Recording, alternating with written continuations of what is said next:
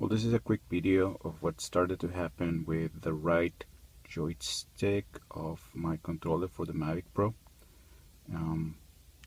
So for some reason the stick went dead, even when I tried to make the unit start calibration. It doesn't even go there.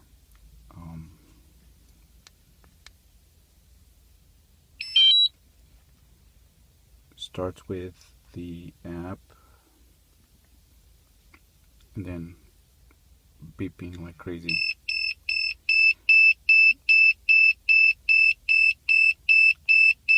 Let's see. So I get that stick error. Recenter stick.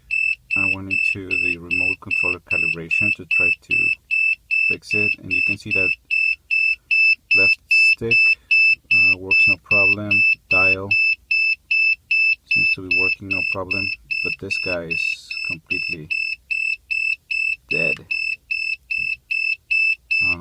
Currently I'm on the 1.03 version for both the remote and the aircraft, and it started to happen right after.